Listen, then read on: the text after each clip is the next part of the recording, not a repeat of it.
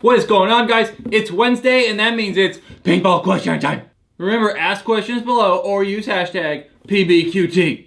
Luke Bell asked, I have never played paintball, but I'm going in a few weeks. What kind of padding should I wear? So you don't really need specific padding. Maybe like a pair of old jeans or some old heavy pants like cargo pants or something, and a heavy sweatshirt. So you don't necessarily need to specifically spend the money and buy padding, just some heavy old clothes. Or you could get a cheap chest protector if you have a local paintball store. Most of them you can get like, I don't know, just chest protector stuff that you can find for about 20, 25 bucks. The chest protector stuff tends to be the typical way that newer players are adding a little bit of padding. But you don't need to go invest in like elbow pads and all this other super specific padding. Not yet anyway. Make sure you like paintball first. And then maybe look at other protection options. You could also, get a bandana or something, wrap it around your neck to give a little bit of neck protection. That's something you might have around the house, or you could pick up for a couple bucks. But spending the money on padding and you haven't played, I wouldn't do it. Kyle Mills asked, gtek 160R versus Shocker RSX. So that's kind of a common question, mainly because they're priced very, very similar. I prefer Planet Eclipse gtek 160R. I think the 160R is built a little better. It's more reliable, more air efficient. I feel like the warranty's better and maybe a little bit easier to work with. At least Planet Eclipse is a little easier to work with. I like the feel of the 160R a bit more, quite a bit more. So I'm choosing 160R. I feel like that's kind of a quick answer, but it's a common question, so I thought I would address it here. Make sure also you can check back later this week. I think that Thursday, I'm gonna put up a RSX review that has also been much requested. So check back Thursday in the morning for a Shocker RSX review. So this person has a screen name, not a name, so I'm gonna just say FMLN SALVI. I don't know. What type of tank regulator should you get for your gun? Certain guns I assume are supposed to work better with certain regulators. Which should you get according to your gun?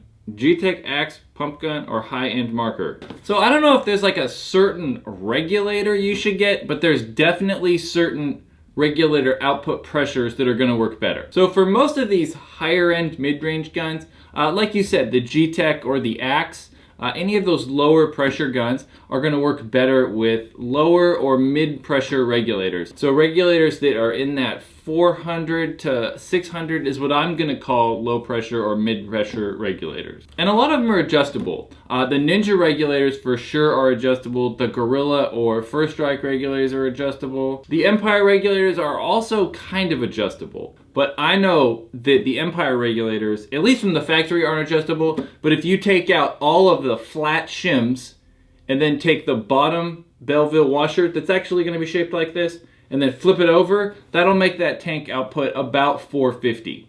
That's what I do. That's what I did for my Empire Ultra Reg to make it low pressure. So low pressure works better because if you think about it, since these guns work at, I don't know, say 200 PSI, it's a lot easier for that regulator to go from like 450, 500 to 200 than it is from 800 to 200. So you should see a little bit more consistency over the chronograph, so the velocity will be more consistent. And you can also kind of get deeper into the tank. So if your velocity is set with that output on the regulator at 450, you can radar the gun, whatever, and when the pressure drops on the bottle down to 700, you can still radar.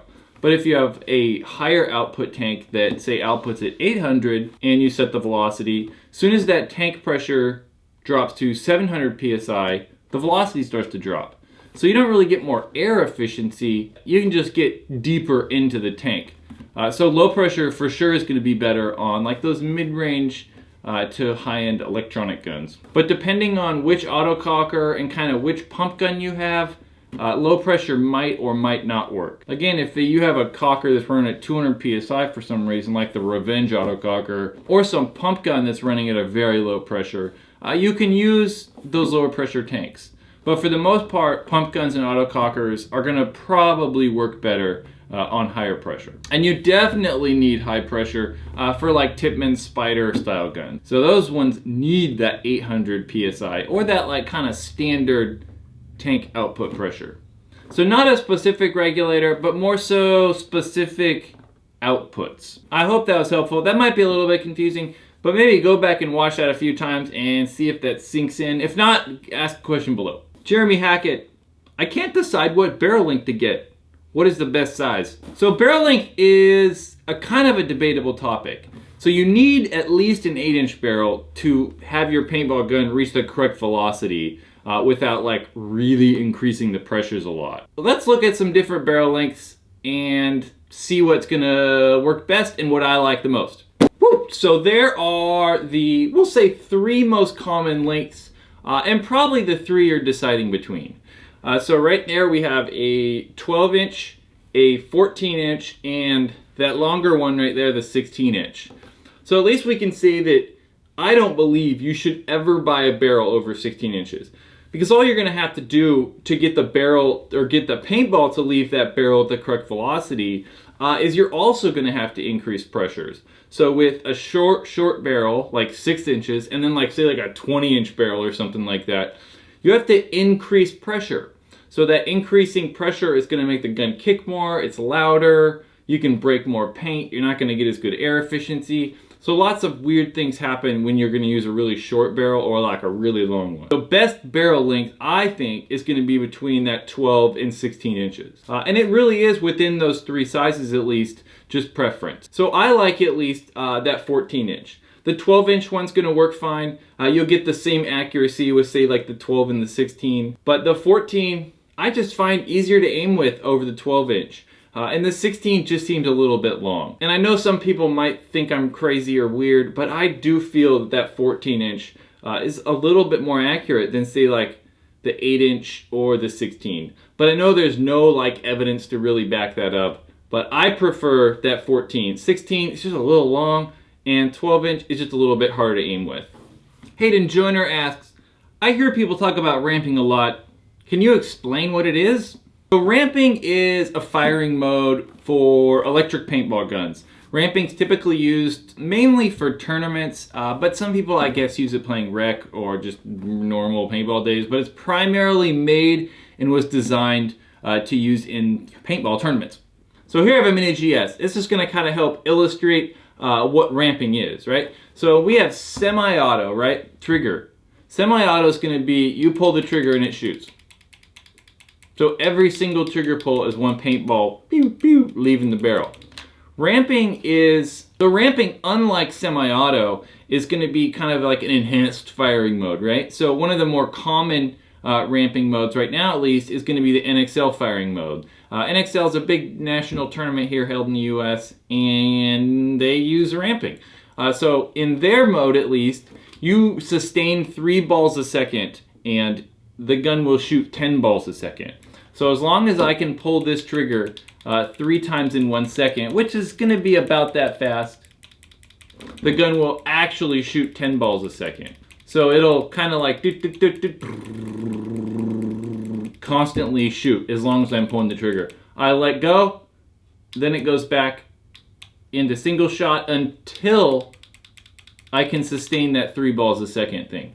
But that's adjustable, right? You could, you know, on some of these higher end guns, make it shoot 3 balls a second, but then as soon as you shoot 3 balls a second, it's going to shoot like 15 or 12 or something like that. But it's just a way to, yeah, have us shoot faster, I guess, without applying as much effort as it would take to shoot in semi. And ramping came around because we were having trouble, in tournaments at least, controlling semi-auto. There were a lot of guys that had like illegal boards, and it was kind of hard to police semi-auto.